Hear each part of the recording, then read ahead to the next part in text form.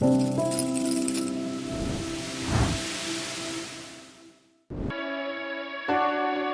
going to try to share with you what I've learned in my lifetime. All the difficulties, all the ups and downs, all the mistakes, everything I've learned from it. I'm going to just put it in a condensed package.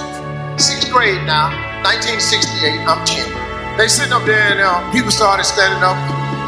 Brenda wants to be a doctor. Larry wants to be a lawyer. So I stood up and I'm thinking to myself, it is here. This is a gold star moment right here. Oh yeah, this is the day I've been waiting on. I'm gonna get recognized for the brilliant cat that I am. And it's no doubt in their mind now who the star student of this school is. Cause I done put something on my paper that was unbelievable. Cause nobody had wrote on their paper, I wanna be on TV. I get up in front of the class, she said, what did you write on your paper? This is big. I said, I wanna be on TV. She said, why did you write that on your paper? I said, because that was our assignment for today.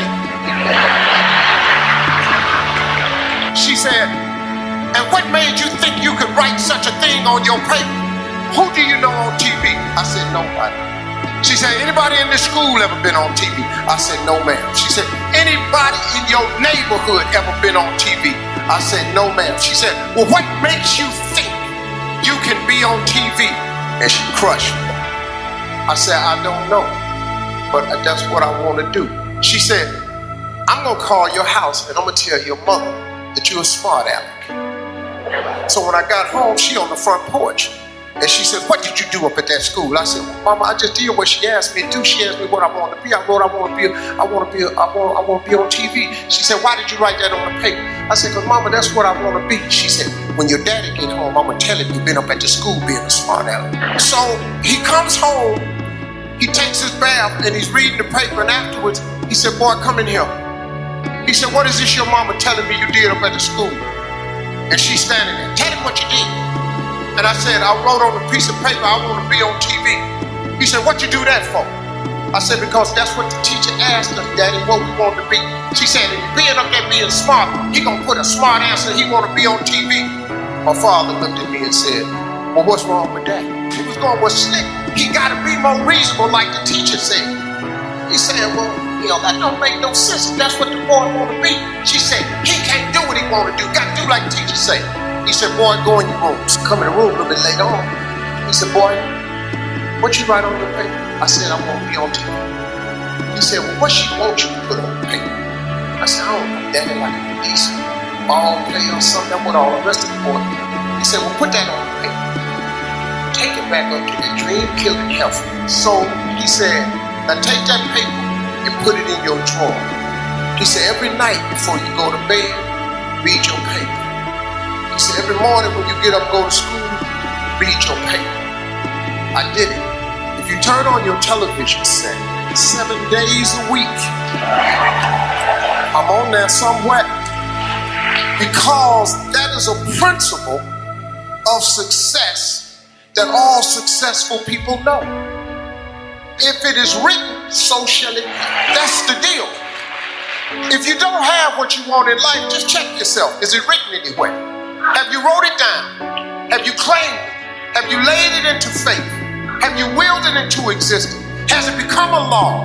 Did you write it down? If it ain't written down, what you want? And what I learned was that success that all successful people know, we write it down. It's a vision board. You got to have vision boards, man.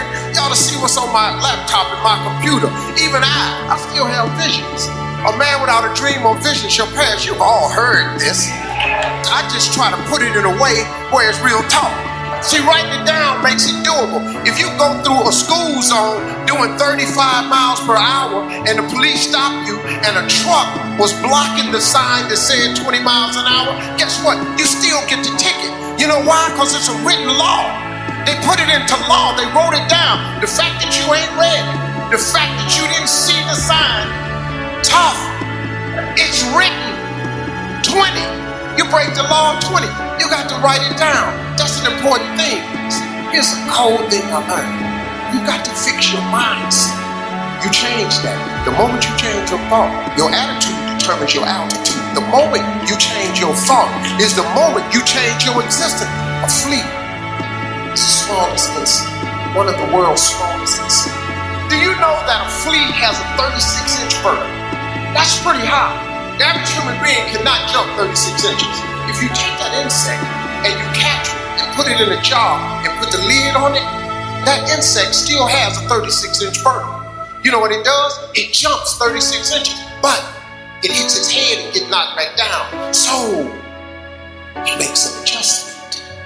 Since I'm getting knocked back down, I'm not going to jump my full potential. I'm just going to jump just enough so I don't get knocked back down. If you get another flea and capture it, the flea goes into the jar. The flea again, another flea, has a 36-inch vertical. But because he's in the jar and he's seeing what happens when he hits his head and he gets knocked back down, he duplicates what he sees the other flea doing. And he jumps just high enough where he don't hit his head. The sad thing about it is when these fleas have babies, these fleas are born with a 36-inch vertical. But because they live in the jar with their mama and their daddy, and they got a 36-inch vertical, but they see everybody else jumping just so high, they duplicate. It becomes generation. It gets passed down. The parent ain't got enough sense to say, hey, I messed up my jump, but you can still go 36. Your brain is your lid. If you take the lid off, the potential in every one of us is expansive. It's unbelievable. Imagination is everything.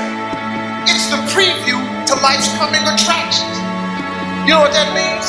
Everything was once a thought. That's what that means. Let your imagination go. Open up your mind, trip a little bit. The Wright brothers were sitting around one day and said, hey, I want to fly like a bird. So people said, come on. You know what this dude just said? Tell him what you just said. I'm going to fly like a bird. I flew in here today. If imagination is everything, why not use yours? The possibilities in your life are endless. In order to be successful, you have to jump. It's like you stand on the edge of a cliff. In order to be successful, you got to jump. Everybody in here has to jump. You don't jump, you can't be successful. The problem is, when you jump, you don't know if the parachute is going to open. So fear freezes you. Fear of failure, you've all heard all this stuff. I just have a different way of it. Fear of failure is the number one cause of failure. It freezes you. But let me explain something to you. If you don't jump, here's the one thing that's guaranteed. When you jump, you don't know if your parachute will open. But here's a fact. If you don't jump, it ain't opening for sure. It don't open at all. There's no chance of you enjoying the ride. But now here's the deal when you jump. Listen to this. I'm gonna tell you this. It ain't gonna open right away. I promise you that. When you jump, it's not opening right away. Oh, you're gonna get cut up because the parachute is not going to open right away. But see, and your parachute is success. Success. When you experience success, it opens the parachute. And now that fall is now a ride. It's an incredible ride. Your view is different. You see people on parachutes in the air all the time. You see them on TMZ. You cut on TV shows and watch people live their life. Stop watching people live a life people be living. Jump. Jump. You got to jump. What you waiting on? It's safe right here, but it ain't about nothing right here. Living is different from existing. If you want to live, you got to jump. Just jump out there. But you got to jump. You got no life standing on this cliff, looking over, looking at everybody fly by, soar through the air like birds. You got to jump, man. That's the cold part. You got to jump. If you ain't never jumped, you don't even know if your chute works. You got to jump. You don't jump, go sit there. Parachute on your back, safe. You good? You existing? I chose to jump.